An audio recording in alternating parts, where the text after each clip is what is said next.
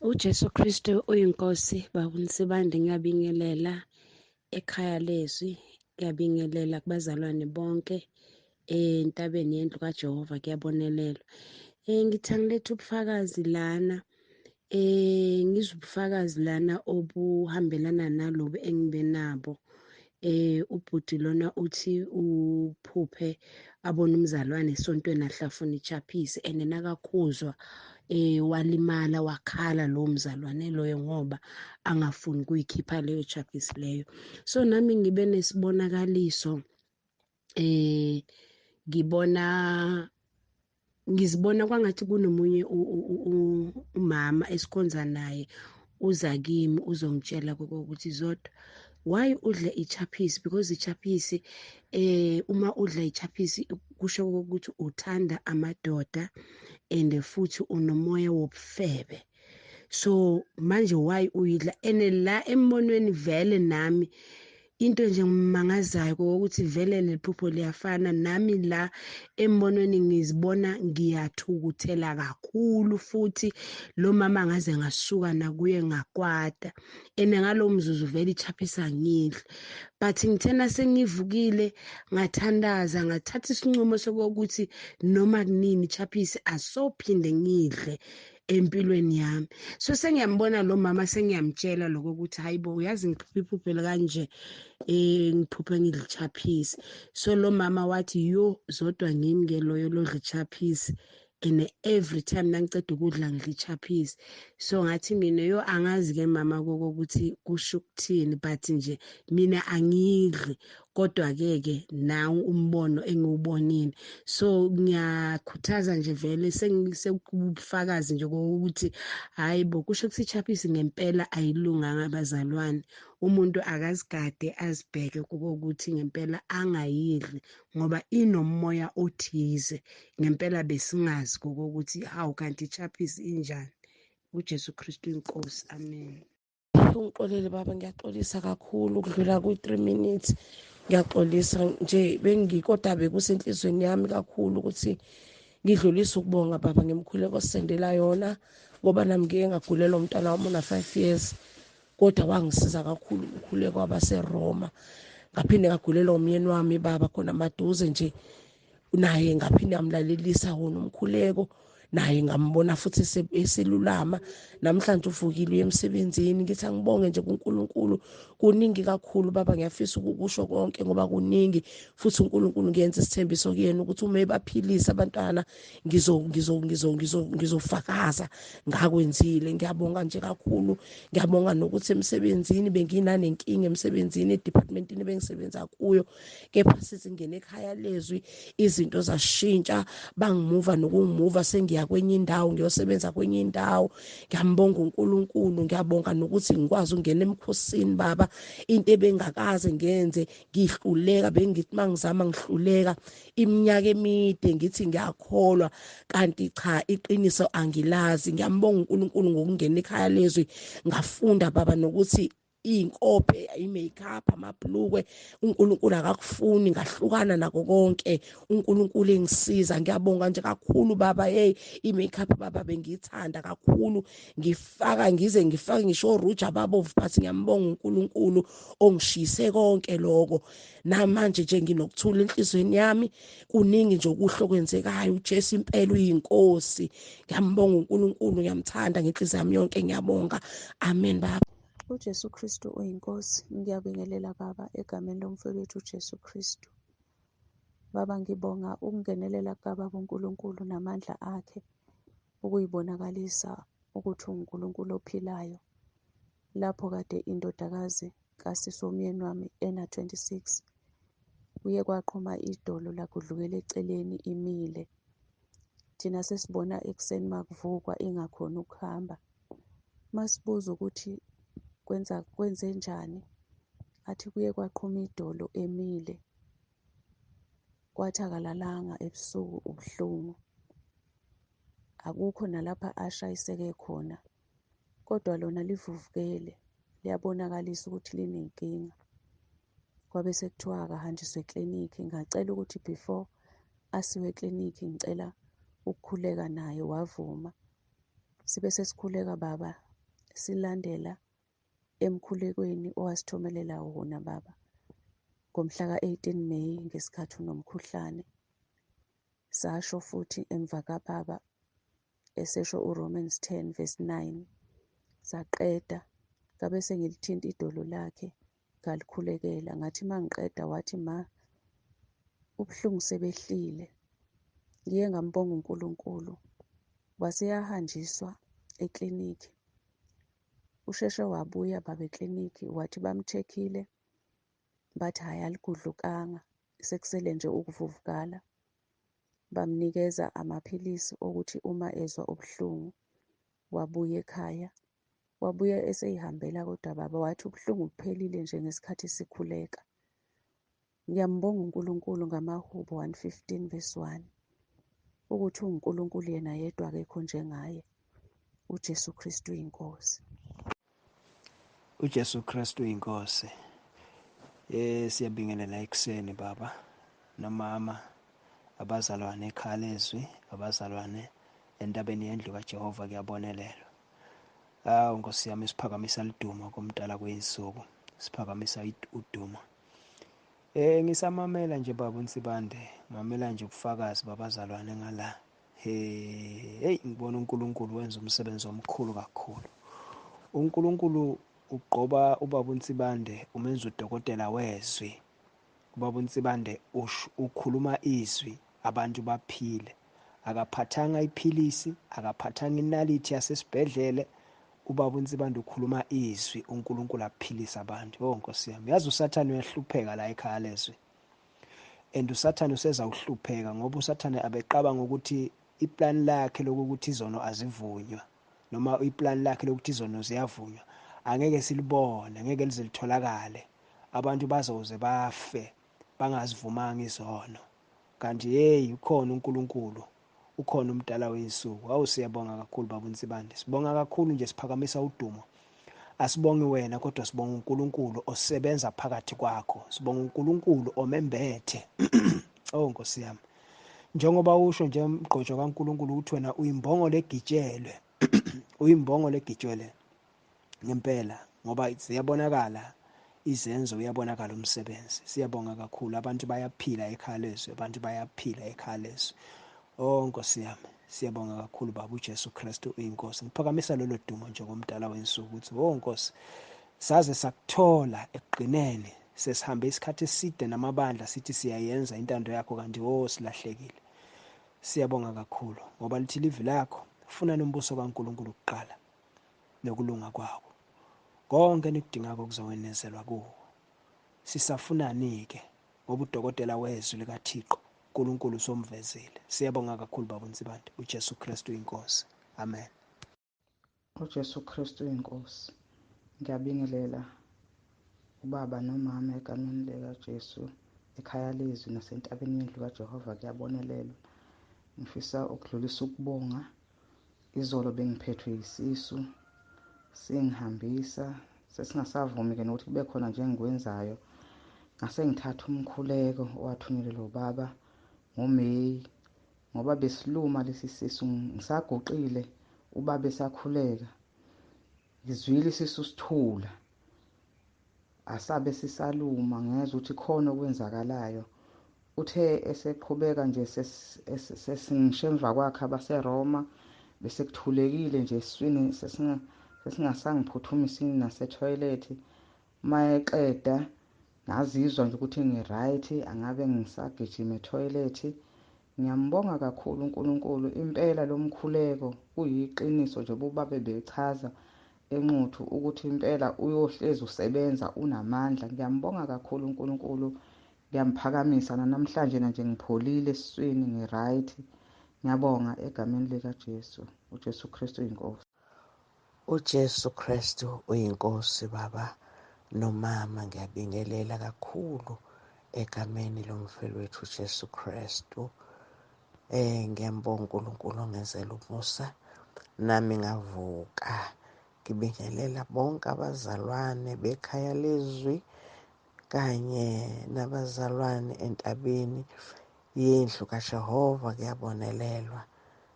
Siyabonga abazalwane ukukhonza uNkulunkulu osithandayo nosinakekelayo.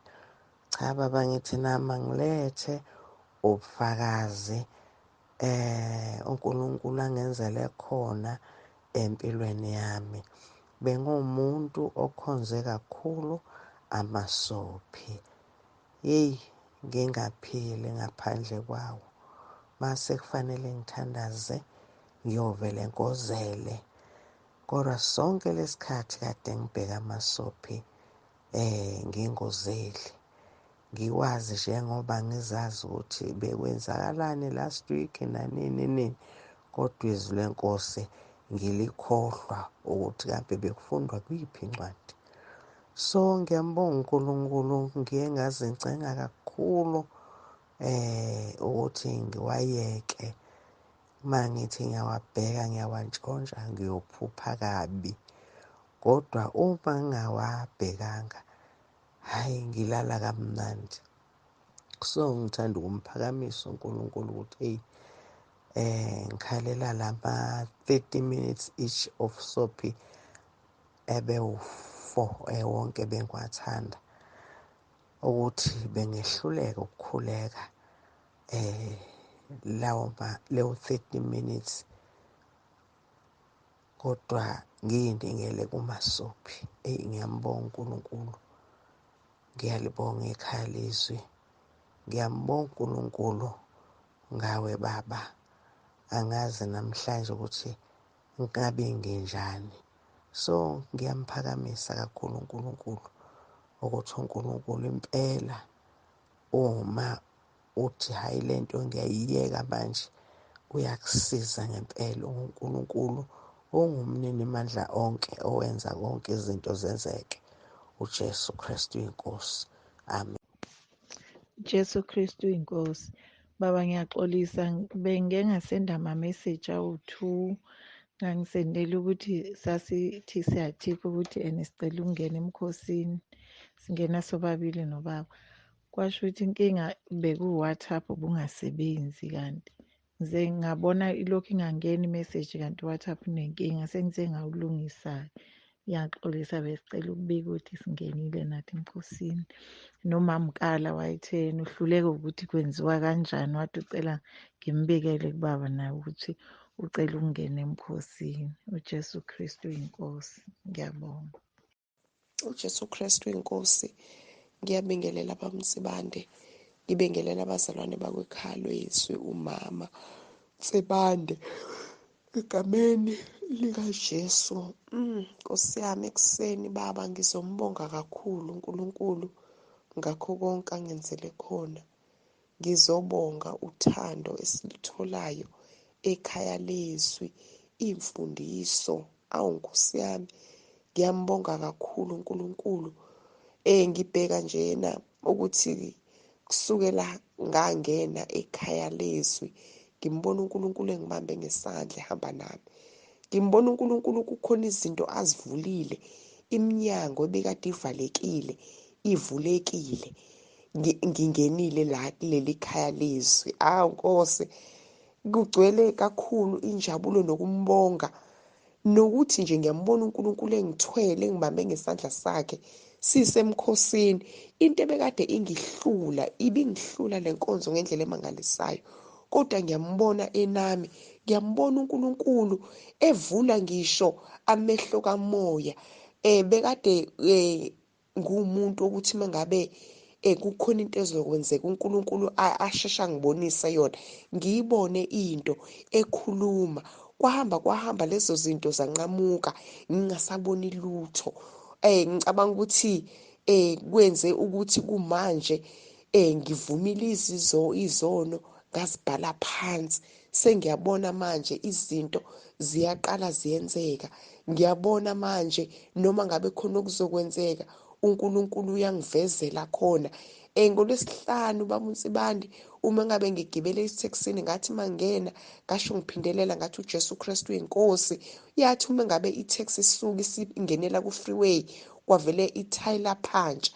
Lapho udriver angathi benganakile, iteksi wazama ukuthi ayimisa ayibusele eceleni. Ngiyambonga uNkulunkulu ukuthi akubanga khona moto eyasingena ngemumva, akubanga khona ngozi eyenzakalayo. Saphuma sonke siphephile, yama njena iteksi eceleni, sathola eyakwazi ukuthi isihambise iteksi sibeke eThekwini. So nje ngiyambonga kakhulu uNkulunkulu, kuningi angenzele khona, buningi ubufakazi, buningi izinto engizibonayo uNkulunkulu angenzela zona. Ungithwele uthwele ngisho umndeni wami, uthwele abantwana bami. uNkulunkulu akugcine, nceko kaNkulunkulu, uNkulunkulu akugcine nomndeni wakho, ngoba kuningi esikutholayo ekhaya leZwi. Sikuningi uNkulunkulu akubeke kuwena osinika kona. Enkosi siyabonga kakhulu, uNkulunkulu akugcine njalo Baba. uJesu Kristu inkosi. uJesu Kristu uyinkosi. Mfundisi uNtsibande, ngiyakubingelela nomama ekhaya, umama Ntsibande, nabo bonke abasekhaya leZwi. Ngiyabonga uNkulunkulu ukuba kulo mkhosi. Ngibonga amandla okungena. Kwesinye isikhathi inyama iye yale, kube khona izimo ezikuphazamisayo ekhaya nabantwana bekhona bengayile ezikoleni. Ngithi uJesu Kristu uyinkosi ngoba uNkulunkulu usipha ngisho amandla. Ubufakazi bami nje busekutheni uNkulunkulu ngiyabonga ukuthi ungipha amandla ngisho ngilele ngisephusheni. Bengiphupha nje njengoba ngisemkhosini, ngiphupha ngathi kungena umfana la uphethe umbese. Usathane nje amademoni uvamise ukufika la ekhaya ngesimo somfana ephusheni. Ngike ngimbone lapho ukuthi okay, bekunedemoni-ke. Ngibona abafana bephithizela. Ngiyambona lo mfana lo uyafika, uphethe umbese, ufuna ukusigwaza kuleli khaya. Ngibiza uJesu, ngithi uJesu Kristu uyinkosi. Ngithi uJesu Kristu uyinkosi. Ngimbona ekhathala lo mfana nje omude. Ngithi uJesu Kristu uyinkosi, akhathala aze awe. Uma wafaka isandla ngemuva akhipha umbese. Ngithi uJesu Kristu uyinkosi. Uma efuna ukuvuka ngiphinde ngimkhombe-ke manje. Ngithi uJesu Kristu uyinkosi. Awukhiphe lo mbese kodwa ngizibuke izandla ukuthi sezikhathele manje.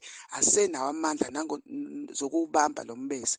Ngiwuthathe lo mbese. Ngithi uJesu Kristu uyinkosi. Azakhathale sengiwubambile mina lo mbese usungakumina. Ngiyabonga uNkulunkulu. Ngangikukhulekelile kwakona lokho ukuthi baba ngicela ungiphe amandla ngisho ukulwa. Mangahlulwa isitha ngisho ephusheni. Ngilibize leli gama likaJesu ngisho ngisephusheni. Ungiphe amandla uNkulunkulu. Ngiyawabona amandla uNkulunkulu enzeka. Ngiyabonga uNkulunkulu. Ngithi uJesu Kristu uyinkosi. Amen.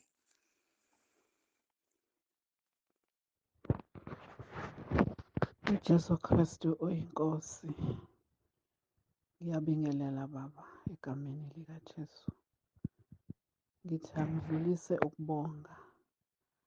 Ngacela la umkhuleko, sigulelwa umfundisi wethu, wakhuleka, ulele esibhedlela, bengakaphumi.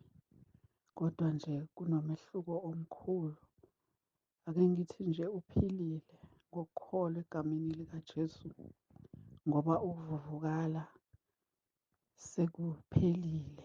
Ke ngisho kanjalo nje ukuthi ukuvuvukala obedombile sonke sengezansi sekuphelile. Siyambonga kakhulu uNkulunkulu okhonzwayo kule ndawo. Nami nje nginobufakazi ukuthi ngisaqalile nje la kule group, akakapheli nenyanga mangicabanga ngiqalile. Bengihlushwa idolo leli laka left, libuhlungu ngendlela emangalisayo, ebusuku ngingalali kahle. Nami ngakhuleka ngilokhu ngikhuleka nami lo mkhuleko amaRoma 10:9. Ngisho uJesu Kristu oyinkosi. Okunye engikufundile ubaba ukuthi masikhuleka siguqe, bengingasaguqi nokuguqa. Nangaphandle nje kwamadolo bengajwayele ukuguqa, bengihlala nje mangikhuleka noma ngime. Kodwa nje ngathi ake ngiyiphrakthize le ndaba yokuguqa. Ya, ngiyayiphrakthiza njalo mangithandaza. Ngibuka umehluko-ke manje ukuthi ukuguqa kwami kungiphilisile leli dolo leli. Ngiyambonga kakhulu uNkulunkulu okhonzwa kule ndawo. Ngiyabonga. Amen. uJesu Kristu inkosi. uJesu Kristu uyinkosi. Baba Mtsibande, Apostoli kaJesu. Ngiyabingelela baba ekhaya, ngibingelela ubaba, ngibingelela umama nabazalwane bonke basentabeni yendlu kaJehova. Kuyabonelelwa nasekhaya leZwi. Baba, ngithi angibonge nje amandla kaNkulunkulu phezu kwempilo yami. uNkulunkulu uyangenzela umsebenzi omkhulu usuku nosuku. Baba, ngiyabonga kakhulu nje, ngiyaphila. Liyasondla izwi likaNkulunkulu alikhuluma ngawe. Siyabonga baba, liyasikhulisa. Xolo. NgoLwesihlanu baba, ngabuya nje emsebenzini, ngabona igceke lenile lingcolile. Ngavuka ngase ngithi ake ngithathe igeja ngishaye igceke, ngibone ukuthi kuzokwenzeka yini, ngoba since ngagula bese ngiwumuntu nje ongasakwazi kwenza lutho nje, umsebenzi le ethi ayithi kufuna amandla kancane. Bengithi mangithi nje ngiyagoba, ngizwe iqolo lisale linqamuke libe buhlungu, kodwa ngibone uNkulunkulu engithwala Friday. Ngaliklina igceke, ngalicenta loma lathi geqe. Ngayitshela ukuthi nje ngizolala sengigula. Lutho angibanga nalutho baba. Ngaphinde ngavuka nangoMgqibelo futhi ngavuka ngi-fresh, ngingekho buhlungu engibuzwayo. Ngiphakamisa nje baba amandla kaNkulunkulu, ngithi uJesu Kristu inkosi nje baba. Siyambonga kakhulu uNkulunkulu ngane. Ngimbonga futhi uNkulunkulu nangokuthi bekunento ebikhala la ngiqashe khona emqashweni, ebikhala sengathi lokhu ethi tswi ngingayizi ukuthi iyini. Ngilo ngithandaza ngithi uJesu Kristu inkosi. Senginothisile ukuthi sekuno 3 days zonke ngingayizwa, angisayizwa. Ngisho ekhaya bengihlushwa nayilulwane belingihlupha, lihlala phezu kwendlu njalo likhali ilulwane njalo ntambama. Nanti ilulwane nasinalo futhi ilulwane alisekho nje. Ngiyambonga kakhulu baba uNkulunkulu. Ngiyakhuleka ukuthi uNkulunkulu asigcinele nina bazali bethu bakamoya. Ngimbonga uNkulunkulu nangokuthi ninothando, uthando nesinikeza lona, uthando olungenambandela, uthando olungakhethi ibala lamuntu. Baba uNkulunkulu asigcinele nina, anigcine egameni likaJesu. Ngiyabonga baba. uJesu Kristu inkosi, amen. uJesu Kristu inkosi. Baba umpostoli, ngiyahluleka ungababaza amandla kaNkulunkulu. Ngicela ukudlulisa lo bufakazi. uNkulunkulu unamandla. Ngicela simlaleleni bazalwane ubaba. Methi asivumeni izono, sikholwe, simethembe uNkulunkulu ukuthi noma yini esicelayo iyenzeka. Ngike ngaxakwa isitamkoko bese sichitheka, bese kudinga ukuthi kuphume imali enkulu ukuze kulungiswe lesitamkoko noma kumbiwe esinye. Kodwa ngivele ngasidraya nje, ngathi uJesu Kristu inkosi. Ngakholwa ukuthi njengoba sichichima nje sesichitheka uzosishonisa phansi. Nangempela uNkulunkulu usishonise phansi. Ngithe nje ensukwini uma ngiyobheka ngifika sisachitheki, sekome nje nkwe, sithule sithe nto. uJesu Kristu inkosi. Ngiphakamisa ukubonga uNkulunkulu. Ngiyambonga kakhulu uNkulunkulu, udumo lungolwakhe. Ngiyabonga nenceke umntwana kaNkulunkulu, umgcotshwa kaNkulunkulu osifundisayo ukuba sixhumana kanjani noNkulunkulu, yini eyenza ukuthi imikhuleko ingaphendulwa. uJesu Kristu inkosi. uJesu Kristu inkosi. Baba, ngiyabingelela ubaba nomama nomndeni wonke nabazalwane bonke egameni likaJesu. Ekuseni ngithi uJesu Kristu inkosi. Ngiza nobufakazi lana baba. Benginenkinga yedolo. Idolo lami lingihlupha nje sekuyisikhathi, lingihlupha kulezi nsuku. Like lathi ukuvuka phela ngalizwe ukuthi libuhlungu, nengalo yami yangakwa-right yaba buhlungu, nalo leli dolo lingaka-right. Ngavele ngakhuleka uRomans chapter 10 verse 9 to 10. Ngakhuluma phezu kwengalo, ngakhuleka phezu kwedolo lami uRomans. Baba, akusekho lutho, kuhambile konke, angisena pain, angisena lutho. Ngiyambonga kakhulu uNkulunkulu. Ilokhu baba ngingenile ekhaya leZwi, ngashintsha umthandazo wami, ngahlala kuRomans chapter 10, ngikhuleka ngawo nasebusuku nasemini.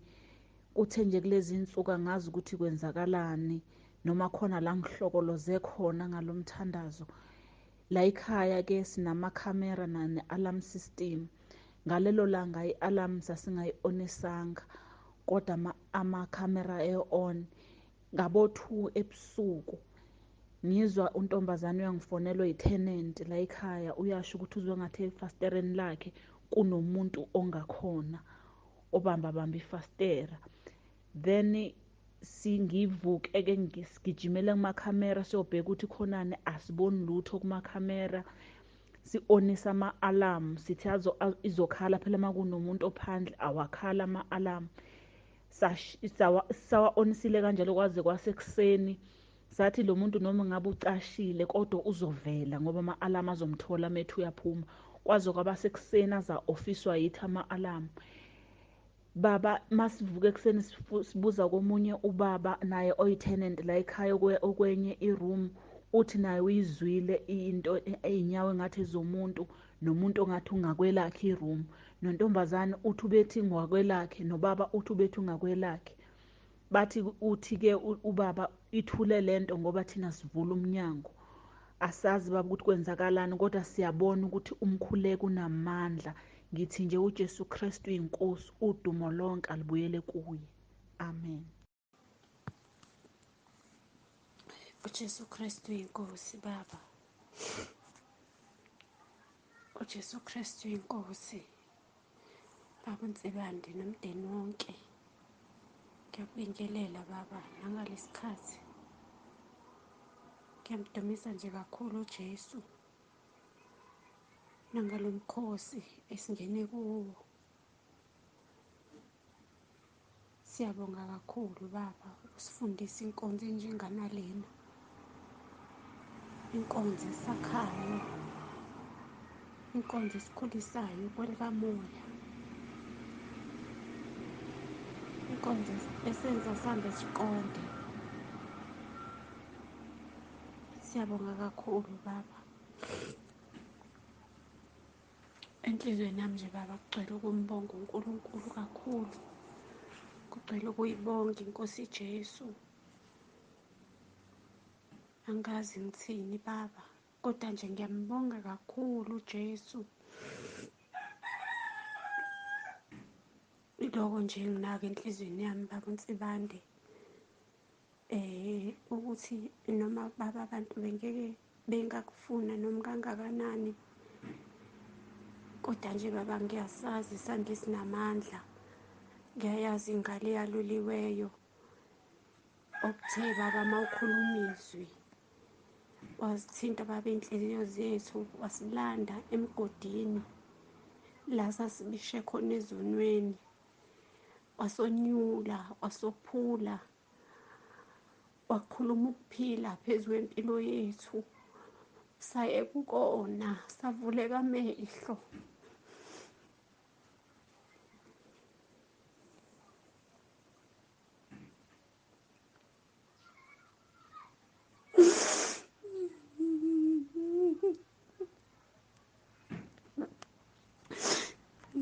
Lokhu nje baba enginakho enhlizweni yami ukuthi akunandaba noma ngakhuluma ngabe kuthiweni ngawe, kodwa mina ngibonile uNkulunkulu ekhuluma ngawe.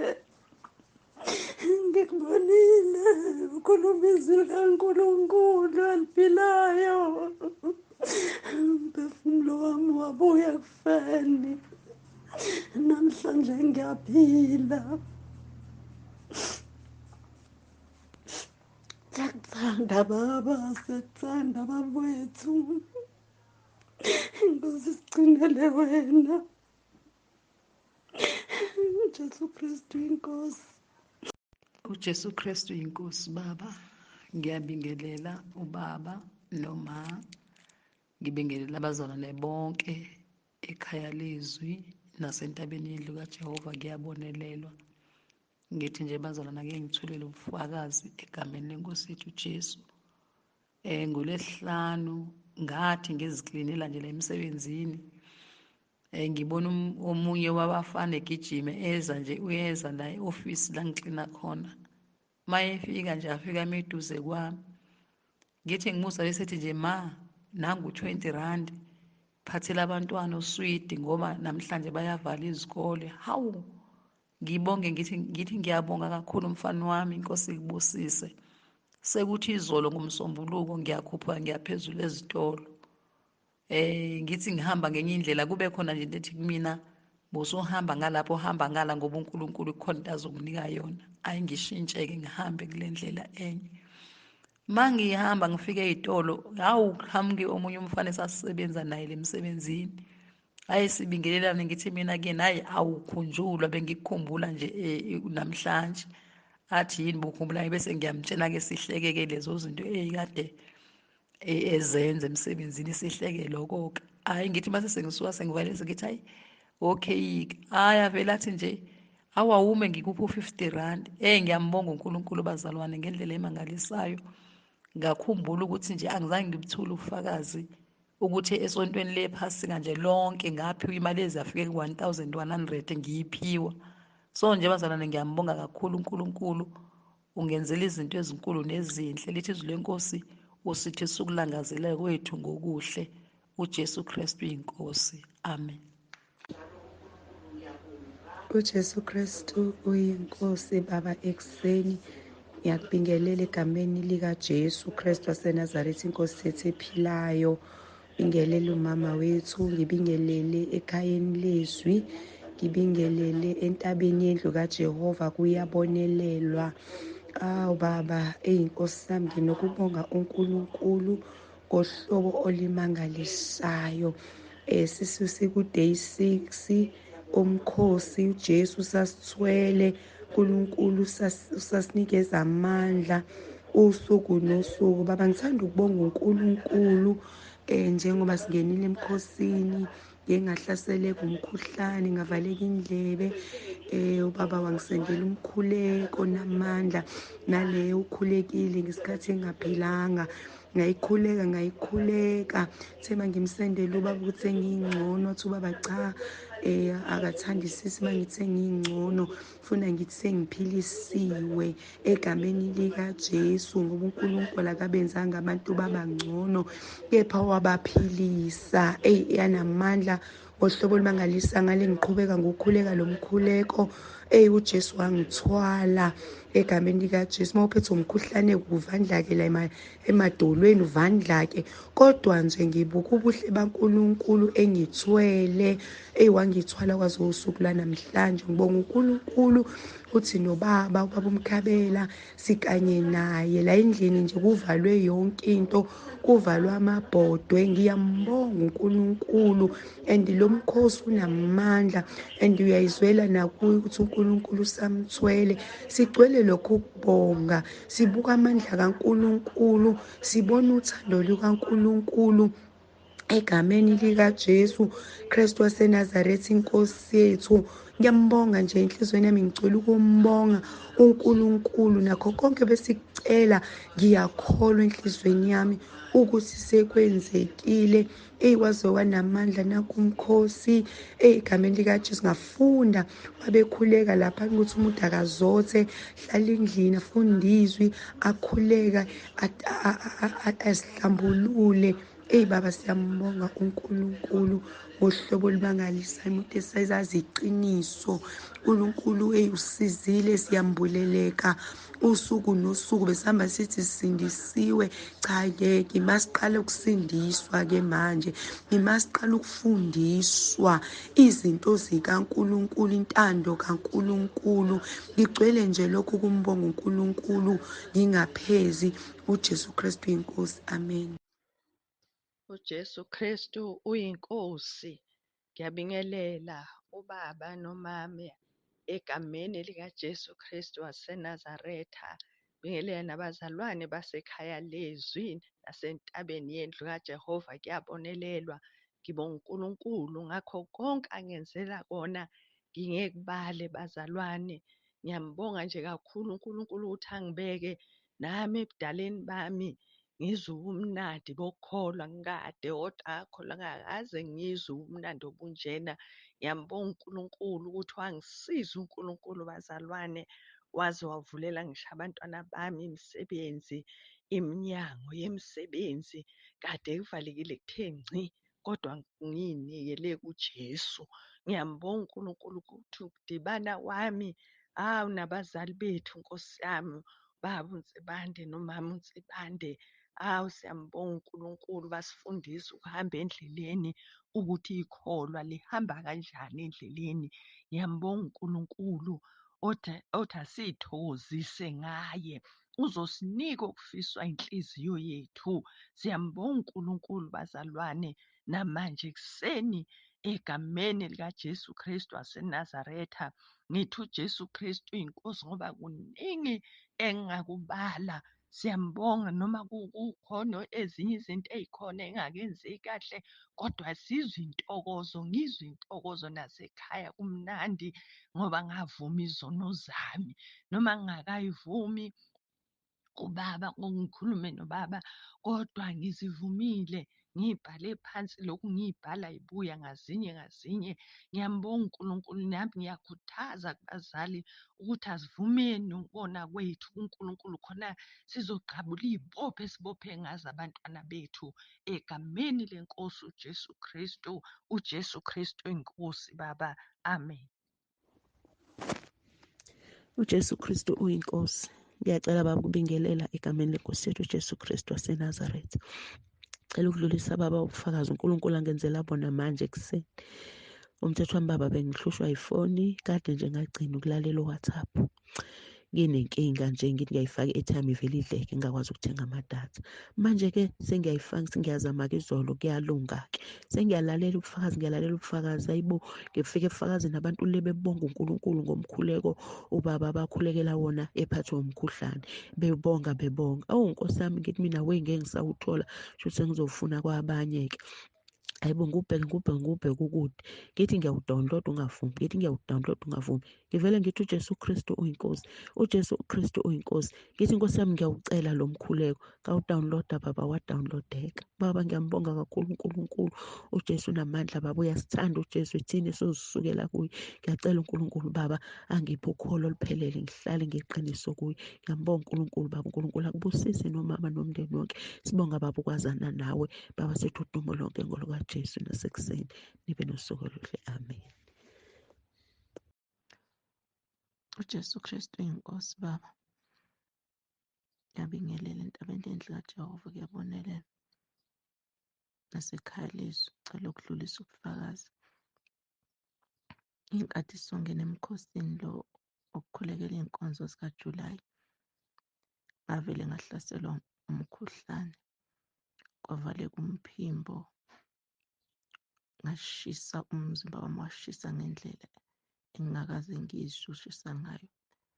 Bengingakaze-ke mina ngithi uma ngabe ngiphethwe umkhuhlane ngingaphuza amaphilisi, kodwa ngalelo langa ngaqinisela, ngakhuleka ngathi uJesu Kristu uyinkosi, ngakhuleka nomkhuleko ubaba asendela wona ngenkathi engaphilile.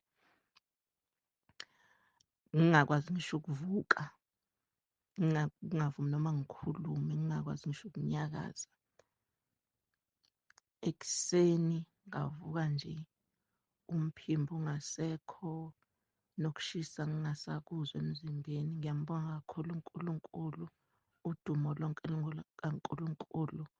Ngithi uJesu Kristu uyinkosi.